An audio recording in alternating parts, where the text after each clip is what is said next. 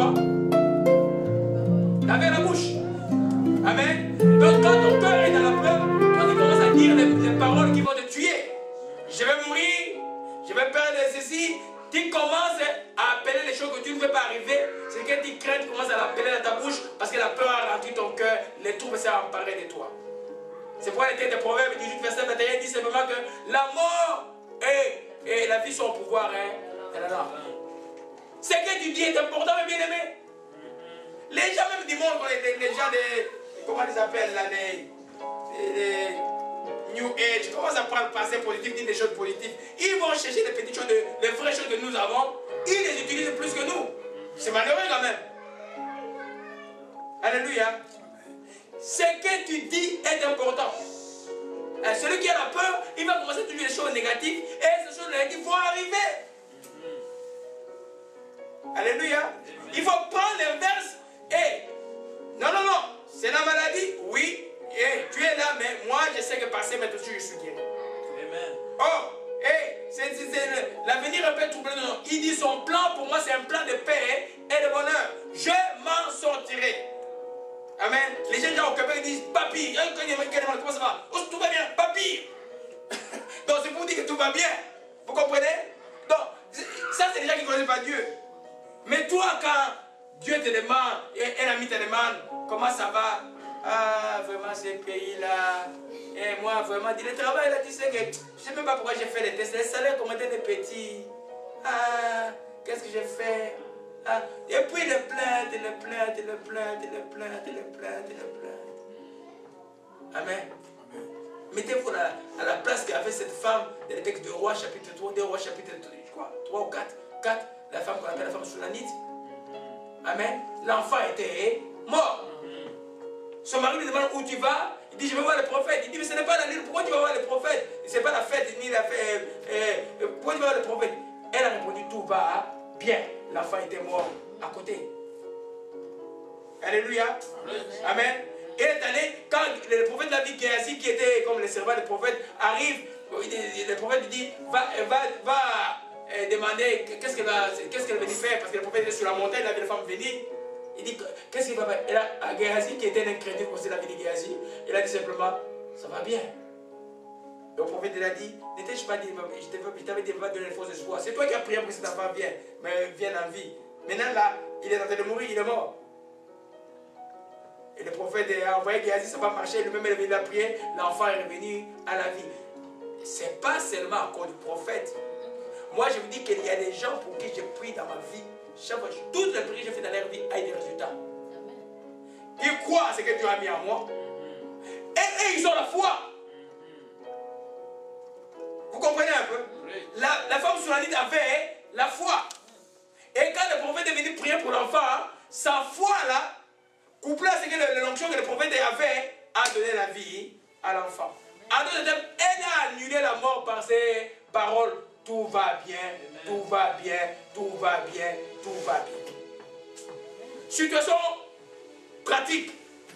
Conflit par exemple, des divorces ou quoi que ce soit. Les gens demandent la question, quel état de dire, chaque fois les gens t'appellent de parler de la chose, ça va te tourmenter tout le temps. Ou de dire, tout va bien. Amen. Ah non, non, tout va bien, c'est ok, c'est ok. Ils ne vont même pas avoir le mot de te parler. Parce que beaucoup de gens aiment avoir pour aller encore parler. Le monde est une colporteur.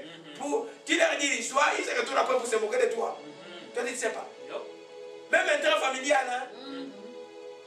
Les petits frères à qui tu avais refusé $100, à qui tu avais refusé $100, il continue à dire, lui au petit, c'est bon que ça lui arrive. Amen. Amen. Amen. La mort et la vie sont au pouvoir de la langue. Alléluia. Oh mon Dieu, aujourd'hui là. Alléluia. On va encore une démonstration biblique de ça. Amen. Genèse chapitre 12. Nous sommes en train de voir que la peur est un boulevard du malheur. On a commencé à arrêter aujourd'hui à cause du manque de lumière. On a le droit de continuer. Amen. Et puis c'est Nono qui est là. Alléluia.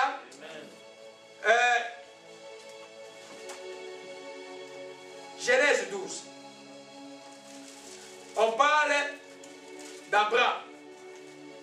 Nous tous nous savons qu'Abraham est le père de la foi. Amen. Mais il était humain. Amen. C'est pour ne pas te décourager, mes bien-aimés. C'est pas qu'il n'y a aucun homme qui marchera chaque instant dans la foi. Mais Dieu entend que ses enfants marchent tout le temps dans la foi pour avoir les résultats de Dieu. Alléluia. Amen. Voilà l'encouragement que Dieu nous donne à travers cet enseignement. Genèse chapitre 12. Amen. Amen. Je vais lire juste les séminaires. C'est pour moi de Hugues séminaire. Ok. Je lis bien avec. Amen. Amen. Amen. Je bénirai. Ça c'est Abraham. Dieu l'a envoyé. Dieu l'a béni. Dieu lui a donné la promesse. Il a osé, il a pris la direction sans savoir où aller. Amen. Amen. Il dit, va-t'en de ton pays, dans ta patrie, dans la maison de ton père, dans les pays que je te montrerai. Je ferai de toi une grande nation. Je te bénirai. Je te rendrai ton nom grand. Et tu seras une source de bénédiction. Je bénirai ceux qui te béniront. Je maudirai ceux qui te maudiront. Et toutes les familles de la terre seront bénies. Et Abraham est parti. Amen. Alléluia. Alors maintenant, Abraham part, il arrive, il y a une famille dans la région où il était, il va en Égypte. Alléluia. Je vais demander à quelqu'un de lire le verset, avec un micro, s'il te plaît. Le verset, du verset 10 au verset 15. Chapitre 12. Oui, 10 à 15, pardon. Oui. Je lis au nom de l'Éternel. Amen. Il y eut une famine dans le pays. Elle devint si grave qu'Abraham partit pour l'Égypte, afin d'y séjourner quelque temps. Au moment de pénétrer dans ce pays, il dit à sa femme Sarai, « Écoute, je sais que tu es belle. Quand les Égyptiens te verront, ils se diront que tu es ma femme. Ils me tueront et te garderont en vie. Dis-leur donc que tu es ma sœur, afin qu'on me traite bien à cause de toi. Ainsi, j'aurai la vie sauve grâce à toi. » Lorsqu'Abraham arriva en Égypte, les Égyptiens remarquèrent que sa femme était très belle. Des officiers du Pharaon la virent et firent son éloge à leur maître. On amena la femme au palais du roi. À cause d'elle, le Pharaon se montra bienveillant pour Abraham. Il lui donna des moutons, des chèvres et des bœufs, des serviteurs et des servantes, des ânes, des ânesses et des chameaux. Amen. Amen. Amen. Amen. Alors, je ne sais pas si vous avez déjà le coup de ce que je vais dire. Amen. Voyez maintenant Abraham, là, il a reçu la promesse de Dieu. Dieu a dit, je bénirai ceux qui te... Dieu a dit, ceux qui te maudiront seront maudits. Il était en position de force. L'Éternel a parlé. Mais il arrive, il entend que les Égyptiens là, ils prennent de belles femmes qui arrivent. Il aimait tellement sa femme. Et puis il dit, mais ils risquent de me tuer. Il commence à avoir peur qu'ils vont me tuer à cause de la femme. Et il a dit ceci, c'est Abraham qui a dit que voici, je sais que tu es une femme belle. Quand les Égyptiens te verront, ils diront, c'est sa femme. Ils me tueront et te laisseront la vie. Il était prophète. Et ce qu'il a dit, ce qui s'est passé exactement. Et pourtant, il avait tout avec lui. Il avait des serviteurs. Et l'Égypte lui avait prouvé d'être gêné devant lui. Parce qu'il avait l'Éternel Dieu avec lui. Mais c'est ce qu'il a dit. Qu'il risque de me tuer. Tout ce qu'il a prophétisé. J'ai dit que la peur va te faire prophétiser des choses de malheur. La peur va te faire dire des choses que tu ne voudras pas arriver.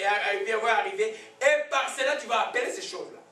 Ça marche comme ça là. Tu dis des choses négatives, les diables aiment ça. Quand on dit la mort et la vie au pouvoir de la langue, quand il dit des choses avec la foi, c'est Jésus qui prend ça, qui rend ça visible pour toi. Amen.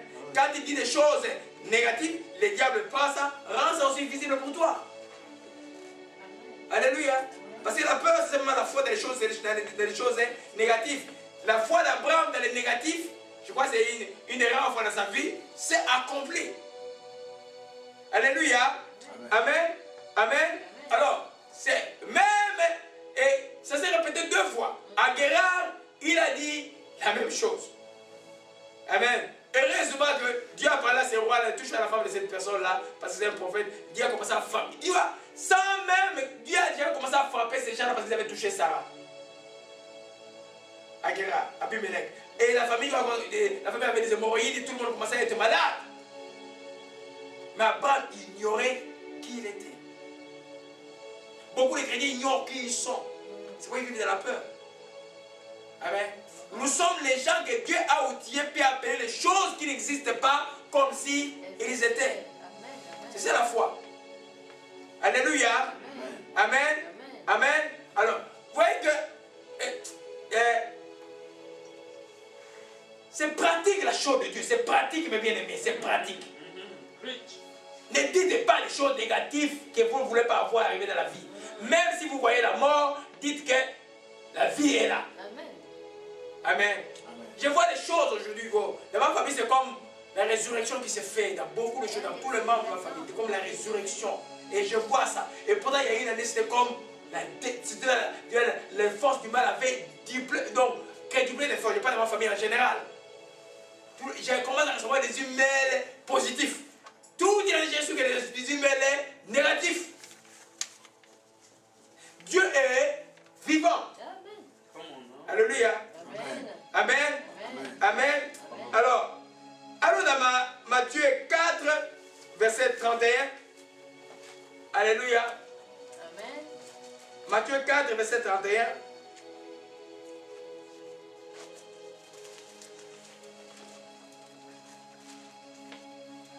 Ok, je dis Matthieu 14, mes bien-aimés.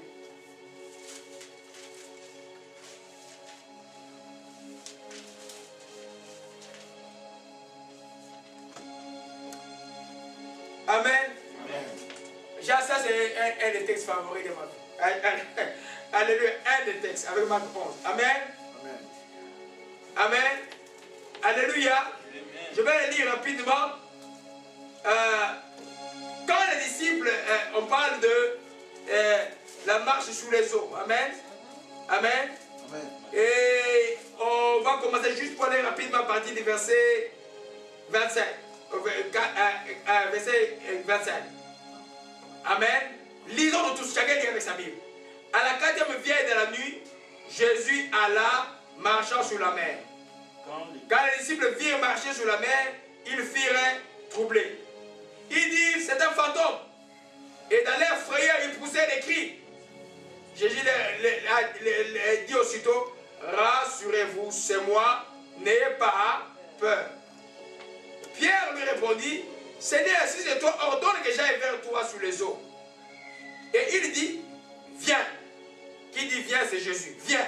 Pierre sortit de la barque, marcha sur les eaux pour aller vers Jésus. Mais voyant que le vent était